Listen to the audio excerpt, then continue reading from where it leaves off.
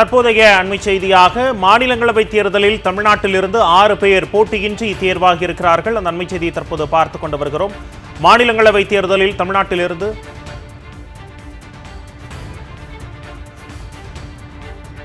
நிரப்புவதற்கு தமிழ்நாடு சட்டமன்ற பேரவையின் தேர்ந்தெடுக்கப்பட்ட உறுப்பினர்களை வாக்காளர்களாக கொண்டு மாநிலங்களவைக்கு நடைபெற்ற தேர்தலில் 18 வேட்புமனுக்கள் தாக்கல் செய்யப்பட்டன.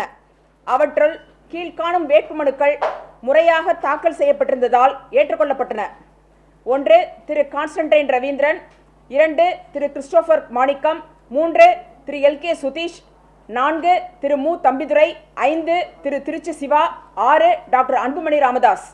இத்தேர்தலில் நிரப்பப்பட வேண்டிய 6 காலியிடங்களின் எண்ணிக்கையும் சட்டப்படி செல்லத்தக்கதாக ஏற்றுக்கொள்ளப்பெற்ற வேட்புமனுக்களின் எண்ணிக்கையும் சமமாக உள்ளதால் 1951ஆம் ஆண்டு மக்கள் பிரதிநிதித்துவ சட்டத்தின் பிரிவு 53 உட்பிரிவு 2 படியும் 1961ஆம் ஆண்டு தேர்தல் நடத்துவது குறித்த விதிகளில் விதி 11 துணை விதி 1 படியும் திராவிட முன்னேற்ற கழகத்தை சார்ந்த திரு திருச்சி சிவா அவர்களும் திரு கான்ஸ்டன்டைன் ரவீந்திரன் அவர்களும் இந்திய தேசிய காங்கிரஸை சார்ந்த திரு கிறிஸ்டோபர் மாணிக்கம் அவர்களும் தேசிய முற்போக்கு திராவிட கழகத்தை சார்ந்த திரு எல்.கே. சுதீஷ் அவர்களும் அனைத்து இந்திய அண்ணா திராவிட முன்னேற்ற கழகத்தை சார்ந்த திரு மு. தம்பிதுரை அவர்களும் பாட்டாளி மக்கள் கட்சியை சார்ந்த டாக்டர் அன்புமணி ராமதாஸ் அவர்களும் போட்டியின்றி முறையாக தேர்ந்தெடுக்கப்பட்டுள்ளனர் என்று அறிவிக்கிறேன்.